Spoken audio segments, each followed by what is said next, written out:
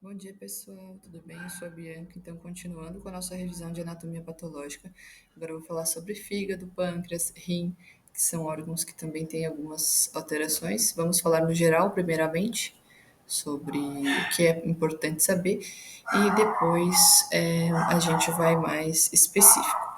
Pode ser que os cachorros atrapalhem um pouco, críticas construtivas são bem-vindas. Se vocês quiserem deixar nos comentários depois para mim ler, ok? Vamos lá, então sobre o fígado. Lembrar que a gente tem o fígado normal, fígado graxo, fibrose hepática, cirrose e o câncer hepatocelular. Novamente temos uma cascata.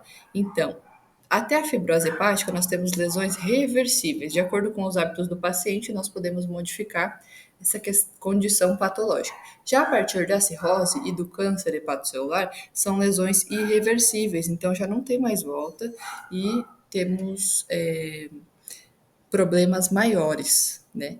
Então, saber que a esteatose hepática é a acumulação graxa nos hepatócitos, ou seja, uma lesão reversível e que é causada principalmente por triglicéridos, principalmente por dieta.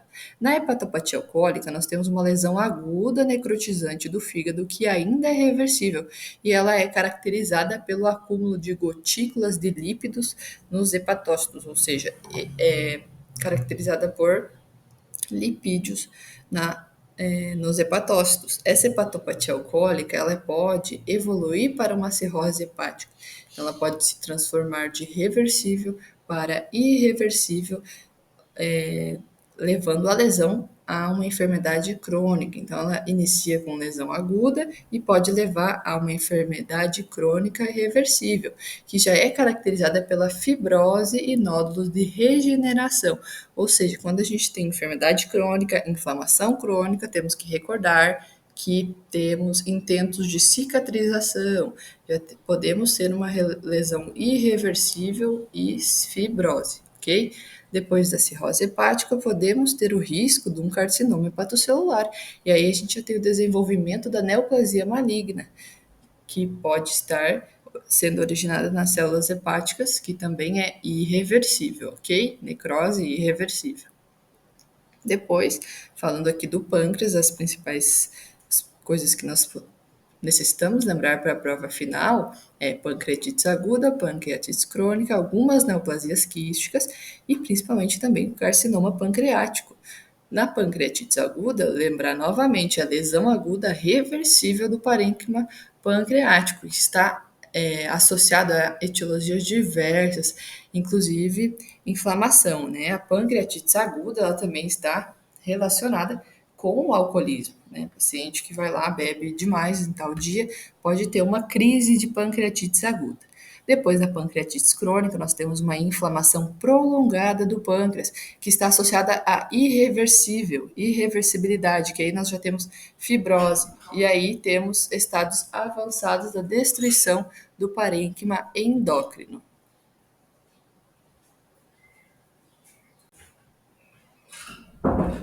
Bom, então continuando, falando sobre pâncreas, o que é importante lembrar, pancreatite aguda reversível. Pancreatite crônica, inflamação prolongada do pâncreas associada à destruição irreversível do parênquima, ou seja, também já temos fibrose crônica, fibrose, ok? Pode se dar por várias etiologias também. Depois, neoplasias quísticas, pode ser quística serosa, mucinosa, papilar intradutal mucinosa. Aqui é importante a gente saber qual que vai nos levar a um carcinoma pancreático, ok? O carcinoma pancreático, que também é chamado de adenocarcinoma ductal infiltrante de pâncreas. Aí o que, que a gente já pode imaginar só pelo nome? Adenocarcinoma vai ter formação de glândulas, infiltrante, pode ser que nós temos aí uma massa infiltrante, um tumor infiltrante na macroscopia, quando for citar lá, ok? A vesícula biliar, saber da colelitíase, que são os cálculos biliares, ok? Colelitíase, diferente de colecistites. Então, colelitíase são cálculos biliares. Quais que são a maiorias? Quais que são os principais? Cálculos de colesterol. 80% são cálculos de colesterol. E depois os cálculos pigmentários, que podem ser pardos ou negros.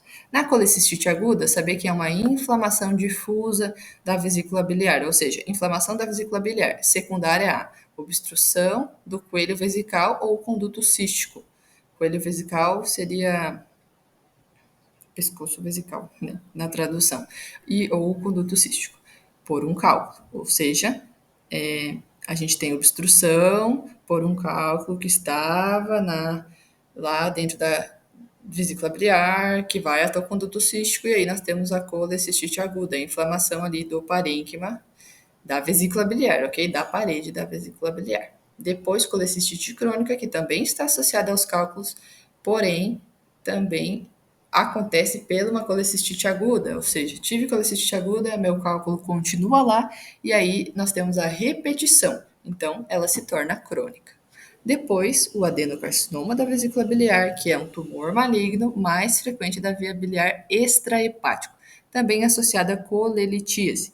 Quando a gente fala desse tipo de adenocarcinoma, ele está associado a uma inflamação crônica, ou seja, lá estamos com a colecistite aguda repetida e colecistite crônica. Então, isso prevalece o aumento de mutações. Por quê? Porque nós temos vários intentos de reparação.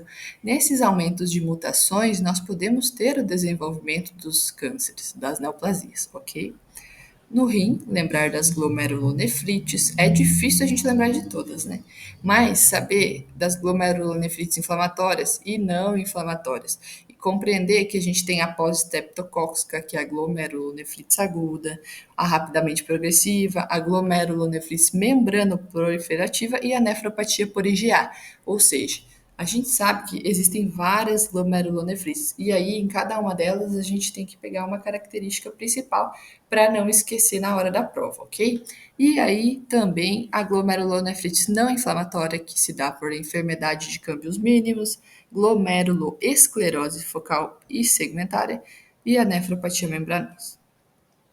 Depois também é importantíssimo saber os conceitos aqui, como que acontece pielonefrite aguda, pielonefrite crônica, que são inflamações supurativas do rim e pelvis renal produzida por infecção bacteriana ou vírica, ou seja, Escherichia coli, Proteus ou Enterobacter, mas principalmente Escherichia coli, que afeta na pielonefrite aguda, que seria tipo uma complicação da infecção do trato urinário, ok? Depois a pielonefrite crônica, que é a enfermidade tubulo-intersticial crônica, com cicatrização irregular e assimétrica dos cálices e corteza renal, principalmente em homens, porque os homens eles têm infecção no trato urinário e a maioria é assintomática, né? Quando se torna sintomática, provavelmente, na maioria dos casos, já está numa pielonefrite crônica, ok? Uropatia obstrutiva, hidronefrose, urolitíase, principalmente 80% é oxalato de cálcio.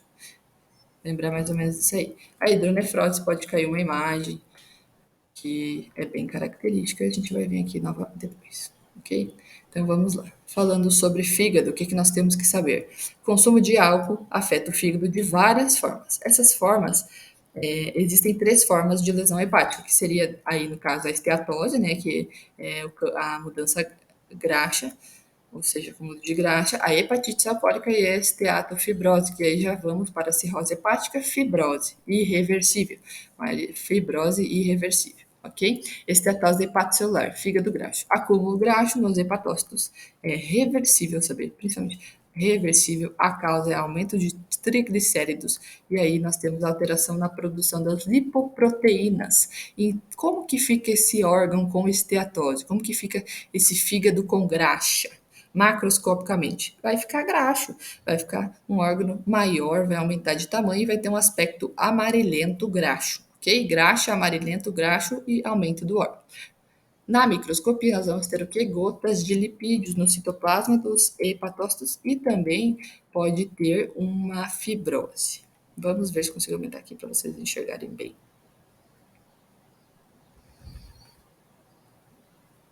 Aqui nesse caso, tudo isso aqui, toda essa parte branca, redondeada, isso aqui é lipídio, né? A gente tem que saber identificar lipídio, é a coisa mais fácil. E aí aqui nós temos hepatócitos, ó, hepatócitos. Está difícil de ver, né? Deixa eu ver se... Hepatócito. Mas aqui é uma das partes onde a gente tem maior visibilidade dos hepatócitos. E aqui nós temos uma fibrose já, início de fibrose, ok? Dentro de reparação. Então, olhei a imagem. Primeiro eu tenho que ver que tipo de órgão eu tenho. Ah, é fígado? Ok, é fígado. Por quê? Porque aqui nós temos uma fibrose periportal, aqui nós temos os hepatócitos. Então, o que é mais importante é saber identificar o hepatócito. Cheguei na imagem, tem hepatócito? Ah, é fígado. O que eu posso ter no fígado? Esteatose hepática, hepatite alcoólica, posso ter uma cirrose, porém, na cirrose eu já vou ter aumento da fibrose, porque é irreversível. E aí, hepatócitos carregados de lípido, o que eu tenho? Esteatose hepática. Fígado, lípido, esteatose hepática. Não tem mais o que discutir aqui, ok? E macroscopia, aumento do órgão e graxa, aspecto branco, amarelento, amarelento graxo, ok? Bom, vamos falar agora sobre hepatopatia alcoólica. Hepatopatia alcoólica, lesão aguda, necrotizante, reversível, afeta mais os homens, porque os homens são os que mais consomem álcool, e pode levar a cirrose, ok? Produz acumulação de gotículas de lipídios nos hepatócitos, ok? Então, esteatohepatites é uma hepatites com graxa, ok? Macro, hepatomegália. O que é hepatomegália? Aumento do órgão, color amarelo pardo, diferente da esteatose. A esteatose não tem pardo, é só color amarelo, ok? Microscopia. Tumefação, necrose dos hepatócitos, infiltração de neutrófilos, ou seja, inflamação, né? Fibrose periportal com padrão de cicatrizes. Corpos de Mallory-Dengue, que é importante também saber sobre isso. A clínica mal-estar general, né? Saber que o que é esses corpos de Mallory-Dengue, por exemplo. Aqui nós temos os hepatócitos, ó. Nessa imagem a gente consegue verificar eles de melhor forma. E aqui nós temos os corpos de Mallory-Dengue, que são essas partes mais avermelhadas, assim, mais escurinhas, ok? Aqui nós já temos uma fibrose, tá? Fibrose, aqui, ó, lipídios novamente, fibrose. Vê como que já está diferente o fígado, porque ele tem essa presença dessas células mais escuras. Continuando, então, a cirrose hepática, a gente tem enfermidade crônica, falou cirrose, a crônica, irreversível e fibrose, ok? Depois nós temos a predisposição a carcinoma hepatocelular, não esquecer qual que é a enfermidade que predispõe o carcinoma hepatocelular. Macroscopia, novamente, fígado, color pardo amarelento e graxo e aumento de tamanho, tá? Porém, em estados avançados a gente pode ter um fígado empedrado, ok? Empedrado. Microscopia.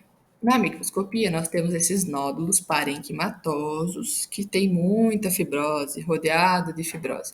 Também podemos chamar de cirrose micronodular de Laennec, porque forma micronódulos, ok? Aqui, ó, esses aqui são todos os nódulos de fibrose. E aqui ao redor, essa parte mais escura aqui, é fibrose. E aqui os nódulos, ok? Aqui, ó, fígado graxo, aqui esse aspecto mais empedrado da cirrose, essa fibrose, né? Fica um órgão feio. Ele deixa de ter o aspecto liso, não tem mais aspecto liso. A lesão irreversível, então, o prognóstico não é muito bom, né? Porque depois pode levar ao câncer. Aqui novamente cirrose. Esse aqui seria o nódulo, ó. E aí a gente já tem a presença de células adiposas, tá? Aqui fibrose, filtrado inflamatório. Continuando, tumores hepáticos, hepatocarcinoma, neoplasia maligna deste tipo epitelial originado nas células hepáticas, frequente em homens de 20 a 40 anos, fatores de risco, principal fator de risco, cirrose, não esqueçam, tem que ser citada se for pedir, tá? Infecções víricas, vírus da hepatite B e vírus da hepatite C. Então, Bianca, quais as principais etiologias do carcinoma hepatocelular? Novamente, cirrose e vírus da hepatite, tanto o B quanto o C, ok? Patogenia se desenvolve a partir de nódulos displásicos de células de pequeno e alto grau. Então, lá na cirrose nós temos os nódulos. Esses nódulos, com o tempo, com as lesões, vão aumentando e formando displasia. A partir dessa displasia, temos mutações e inativações dos genes que vão fazer a supressão do tumor. Quando se inativa esses genes, nós temos a proliferação neoplásica, né? Então, inativa o TP53 e ativa a beta-catenina, que a via da beta-catenina é via de aumento de células. A beta-catenina ela faz com que as células se multipliquem, aí essas células já se multiplicam de forma errada e causam a neoplasia. Ok? Macroscopia pode ser focal ou não. Se ele for unifocal, pode ser massivo. Multifocal vai ser vários nódulos de tamanhos variáveis ou infiltrante difuso. Ou seja, o que eu colocaria aqui se fosse pedir na prova para fazer macro e micro, mas é possível não acontecer isso, porque é difícil de lembrar. Massas tumorais delimitadas, color branco amarelento. Como é carcinoma, o que eu posso colocar lá na micro e na macro também, né? Hemorragia. Na macro, a maioria dos carcinomas vão apresentar hemorragia, que não se tem isso no benigno, né? Na microscopia, hepatócitos dispostos em cordão trabecular ou glandular, ou pode ter formação também de glândulas, células gigantes anaplásicas, multinucleadas e grandes. Anaplasia, perda de diferenciação celular, ok? O prognóstico é muito mau e a sobrevida média é de 7 meses. Saber também sobre carcinoma fibrolaminar, tipo especial do hepatocarcinoma, é um tipo especial do hepatocarcinoma, ok? Porém, não é tão importante macro e micro, nunca se pede. Ó, aqui a gente tem um aumento da fibrose, displasia, se perde a diferenciação celular, ok?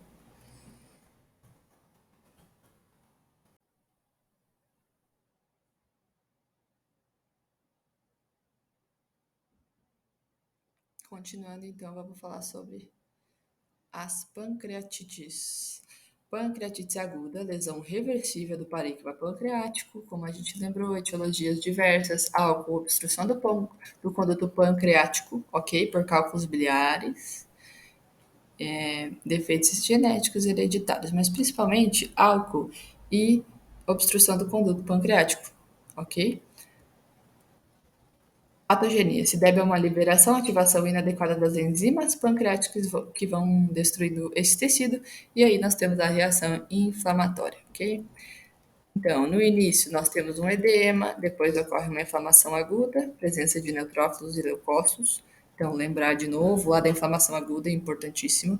E em seguida, podemos ter uma necrose, tá? Porque aí a lipasa é ativada e começa a catalisar o próprio fígado, o próprio pâncreas, desculpa. Macroscopia. Edema, hemorragia e necroses graxa. Lembra da necrose graxa lá branca, amarelenta, com saponificação grassa, aspecto de tisa? Se dá na pancreatite aguda. Na microscopia vai ter edema e necrose graxa novamente. O que a gente tem na micro? Da necrose. Vamos associar então. Pancreatite aguda, se na pancreatite aguda tem uma microscopia com necrose graxa, na necrose graxa, eu encontro adipócitos com aspecto borroso. Então, automaticamente, eu vou ter esse tipo de padrão. Adipócitos com aspecto borroso e também, como é aguda, infiltrado inflamatório agudo. Ó, por exemplo, aqui nós temos neutrófilos, aqui são neutrófilos.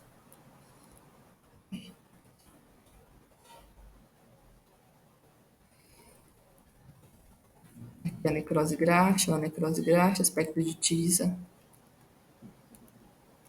Pancreatite crônica, inflamação prolongada do pâncreas associada à destruição irreversível, ou seja, temos fibrose, é irreversível. Mais frequente em homens, causa comum é alcoolismo, então ela é crônica, vem de alcoolismo crônico, ok? Depois nós temos a macroscopia, que a glândula já fica mais dura, empedrada, né? Vasos dilatados, na microscopia, fibrose parenquimatosa e dilatação dos condutos de Slopper de Langerhans. Filtrado mononuclear. Na clínica, o paciente vai ter muita dor abdominal, dolor em barra, que se chama, má digestão, pode ter diarreia e icterícia. Complicações. Quais são as complicações da pancreatite crônica? Diabetes mellitus e insuficiência pancreática.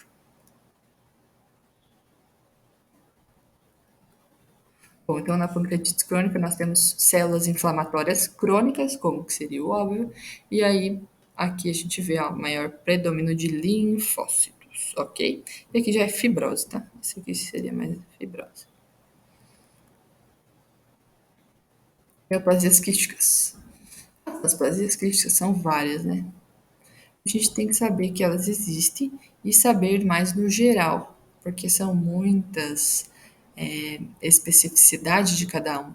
Então, neoplasia quística, saber que eu tenho cistoadenoma seroso, saber que eu tenho a mucinógena, lembrar dessa imagem, tá? É bem patognomônica aqui, ó. Isso aqui é as cavidades quísticas da mucinógena, ou seja, se ela é mucinógena e tem cavidades quísticas, o que, que tem dentro das cavidades quísticas? Mucina. Então, tem que fazer essa associação na neoplasia quística mucinógena. Neoplasia papilar intradutal mucinosa é neoplasia de estirpe epitelial, que geralmente é benigna, ok? E afeta a cabeça e cauda do pâncreas. Saber os nomes, intradutal mucinosa também. Ó, isso que é importante nessa papilar, ó, que ela forma papilas, ó, papilas. Tá vendo? Isso aqui, ó, tudo é papilas, ó, papilas, ok? Então, vamos associar o nome das neoplasias ao que ela faz, tá? Por exemplo, neoplasia quística serosa. Então, vai ter um cistoadenoma seroso, né? Cistoadenoma seroso, quistes serosos. Neoplasia quística mucinógena. Então, vai ter quistes mucinógenos, ok? Quistes de mucina, cavidades quísticas com mucina. Na neoplasia intradutal papilar, a gente vai ter formação de papilas. Papilas, isso aqui tudo é papilas, papilas, e aqui papilas, ok? Sempre tentar associar o nome da enfermidade com a característica que ela vai apresentar. No carcinoma pancreático, a gente tem adenocarcinoma ductal infiltrante de pâncreas, que é a neoplasia maligna desse tipo epitelial que afeta o pâncreas. Ocorre mais na cabeça do pâncreas e está frequente em ancianos a partir de 60 anos. São a maioria dos adenocarcinomas ductais. Fatores de risco, novamente, pancreatite crônica, diabetes e lá está o tabaquismo. Ok? O que a gente tem que lembrar? Que se origina a partir de uma neoplasia intraepitelial pancreática, que são lesões precursoras não invasivas bem definidas, tá? Os genes que estão presentes aqui são Carras cromossoma 12p, que é o oncogene que se altera no câncer de pâncreas, e também mutações, algumas mutações. Novamente, TP53 e o Carras. Macroscopia, massa mal definida, borde irregular, ou seja, quando a gente fala de neoplasia maligna, massa mal definida, bordo irregular, as características gerais, tá, da macroscopia. Se vocês colocarem isso na prova, a chance de errar é bem menor. Na microscopia, então, é agressivo infiltrante, fibrose do estroma, reação fibrótica, reação desmoplásica, que é a mesma coisa que reação fibrótica. Temos reação desmoplásica em qual outro tipo de câncer? Lá no carcinoma, ductal do câncer gástrico, no tipo difuso de câncer gástrico. O prognóstico é muito mal, 5 anos inferior a 5%, sobrevida de 5 anos inferior a 5%, ok? Olha aqui a gente já tem anaplasia, ó, reação desmoplásica, fibrose, presente fibrose, já é diferente, é difícil caracterizar o tipo de célula que nós temos aqui, então não está bem diferenciado.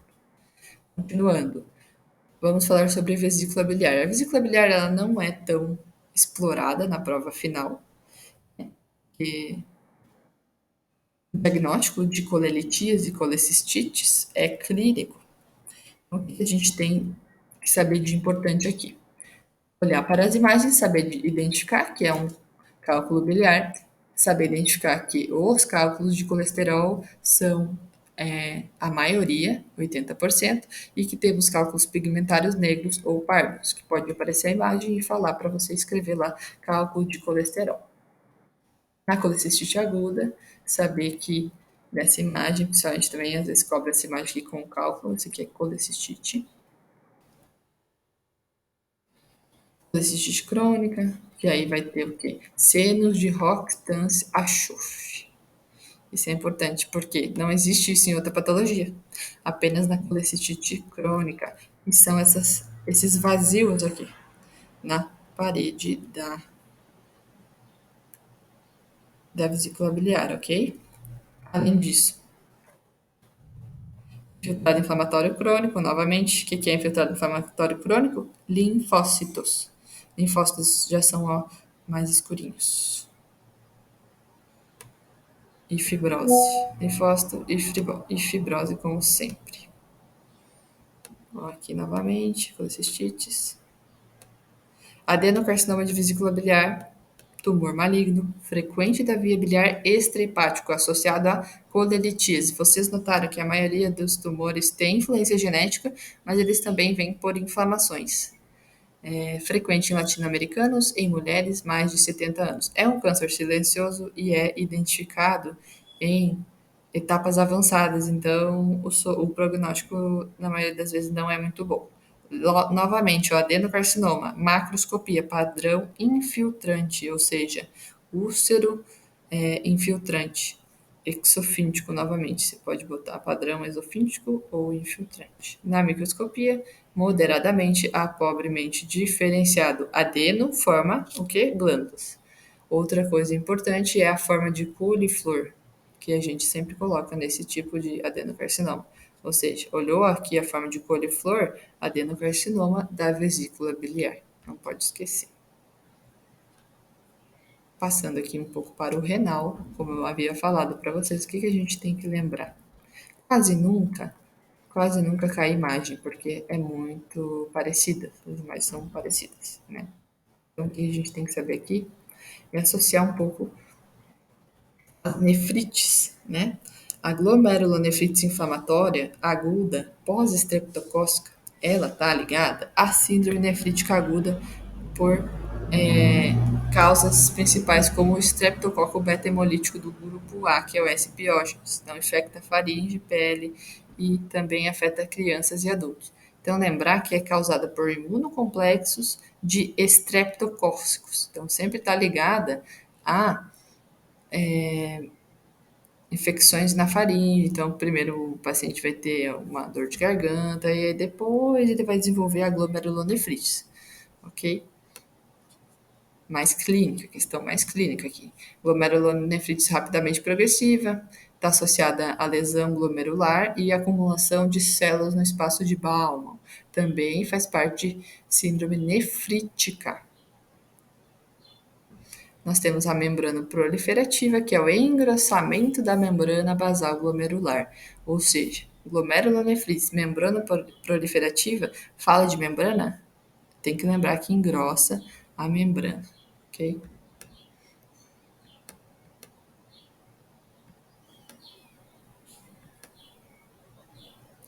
Na nefropatia por IgA, lembrar também que ela tem outro nome, que se chama enfermidade de Bergman, e se caracteriza por depósitos de IgA. Como que isso poderia ser cobrado na prova?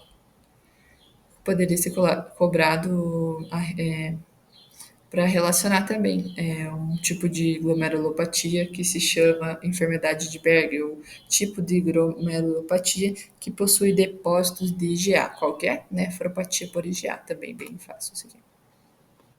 As não inflamatórias, nós temos a enfermidade de câmbios mínimos, que muitas vezes cai como caso clínico, que é um transtorno que se caracteriza por borramento difuso dos podócitos e afeta principalmente ninhos. É uma síndrome nefrótica e afeta ninhos. Então, se nós tivermos um caso clínico que fala de criança de 2 a 6 anos, provavelmente nós temos a enfermidade de câmbios mínimos.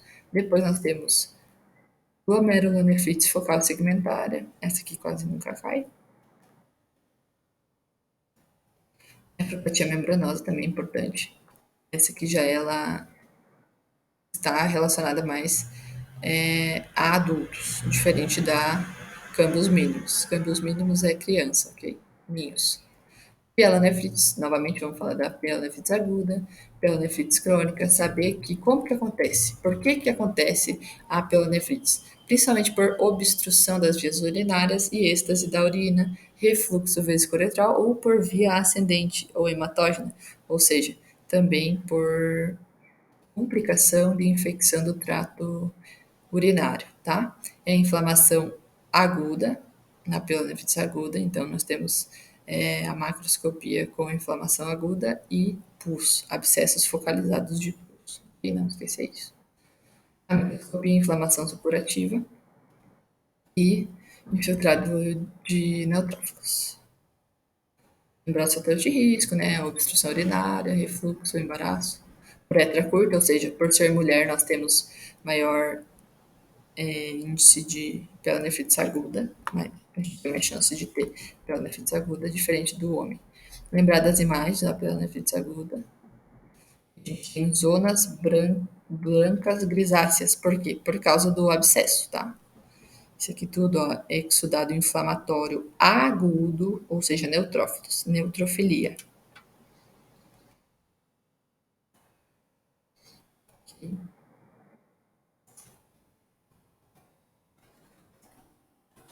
A pielonefrite crônica, lembrar que afeta mais homens e está ligada a está subdividida em pielonefrite obstrutiva crônica e por refluxo. Outra coisa importantíssima na crônica é a microscopia, porque a gente tem atrofia e a gente tem um tipo de diferenciação que é a tiroidização, que são cilindros coloideus. Então você vai olhar, vai ter bastante coloide. Então, olhou, identificou que é rim e tem coloide, já se compreende que é uma pielonefrite crônica. E também tem presença de fibrose. Então, vocês podem ver como é diferente. Na aguda, a gente tem abscesso. Aqui a gente não tem abscesso, a gente tem mais cicatrização, presença de fibrose. Está aparecendo essa imagem muito bem, a tiroidização. Deixa eu ver se tem outra. Essa imagem não aparece muito bem. Mas a tiroidização seria isso aqui, ó. Essas partes mais escuras aqui é a parte da tiroidização, o coloide, ok? Depois vamos falar sobre rim ainda, sobre uropatia obstrutiva, que são lesões obstrutivas das vias urinárias e aumentam a susceptibilidade de infecções, ou seja, também a formação de cálculos. Aí nós temos a hidronefrose e a uropatia obstrutiva em si. Na hidronefrose, a gente tem uma dilatação da pelvis renal e do cálice, que está associada à atrofia. Então, hidronefrose, a gente fala de atrofia. Por quê? Como que acontece isso? Primeiro, a gente tem a obstrução da via urinária, e aí nós temos a atrofia. A partir desta atrofia, a gente tem uma pressão. Essa pressão é retrógrada nos túbulos coletores lá dentro do rim, da corteza renal. E aí, a gente tem a atrofia renal, que diminui o fluxo sanguíneo. E o rim se torna incapaz de fazer o seu trabalho, né? E acaba necrosando. É bem importante sobre isso, depois eu vou mostrar. Depois, na urolitíase, o que a gente tem que entender? Que é a presença de cálculo. Litíase, cálculo. Então, litíase biliar, cálculo biliar. Urolitíase, cálculo renal. Afeta homens mais de 20 a 30 anos e saber novamente o oxalato de cálcio. Então, quando a gente fala sobre colelitíase, a gente tem acúmulo graxo, então vai ser colesterol, 80% colesterol. Na urolitise é oxalato de cálcio, que é associada à hipercalcemia e hipercalciúria, ok? Depois nós temos os cálculos de estruvita, que é o cálculo coralino, que a doutora gosta muito de perguntar também, que é a zika de Cuervo, cálculo coralino, ok? Macro. Pode ter hidronefrose, tende a ser pequenos os cálculos e pode causar atrofia do parênquima, que seria a hidronefrose, ok? A nefrolitise. E aqui a gente tem hidronefrose renal, porque, por exemplo, isso aqui são os cálices, e os cálices estão extremamente dilatados, estão aumentados de tamanho.